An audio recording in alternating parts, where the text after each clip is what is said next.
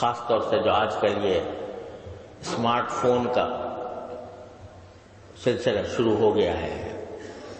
تو اس نے بے حیائی اور آنکھ کے غلط استعمال کا دروازہ چوپٹ کھول دیا۔ اچھا خاصا نمازی ہے، پرہیزگار ہے، صف اول میں نماز پڑھنے والا ہے، لیکن تنہائی میں بیٹھا ہے اور اپنی آنکھوں کو اللہ تعالی کی نافرمانی میں استعمال کر دیا۔ کیا کتنی بڑی غداری، کتنی بڑی خیانت، کتنی بڑی نافرمانی۔ تو اس لیے میں یہ عرض کرتا ہوں کہ جس شخص کو یہ بھروسہ نہ ہو کہ وہ اپنے آپ کو محفوظ رکھ سکے گا اس فتنے سے، اس کے لیے ایسا فون استعمال کرنا جائز نہیں، جس کو یہ بھروسہ نہ ہو۔ اگر بھروسہ ہے تو بعض اوقات اس سے اچھے کام بھی لیے جا سکتے ہیں، لیکن پاؤں پھسلنے کا ہر وقت خطرہ، نگاہ کے پھسلنے کا ہر وقت خطرہ۔ لہذا بھائی کتنے دن کی زندگی ہے پتہ نہیں، کسی کو پتا ہے کہ کب اس کو موت آ جائے گی۔ تو اپنے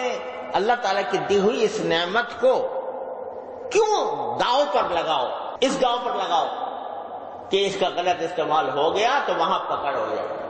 اللہ تعالیٰ کی۔ فاروق اعظم جیسا انسان جس کی تقوی و طہارت کی قسم دنیا کھاتی ہے، وہ جب یہ کہتا ہے کہ مجھے برابر سرابر چھوڑ جاؤں تو غنیمت ہے، تو ہم شما جو ان قسم کے فتنوں میں مبتلا ہو جاتے ہیں، ان کے دل میں خیال نہیں آتا، ان کے دل میں یہ خوف نہیں ہوتا کہ یہ جو ہم اللہ تعالیٰ کی نعمتوں کا غلط استعمال کر رہے ہیں، ایک دن اس کا حساب دینا ہوگا، ایک دن اللہ تعالیٰ کے سامنے حاضری ہوگی، اور ایک ایک نگاہ جو جس چیز پر ڈالی ہے اس کا حساب مجھے دینا ہوگا۔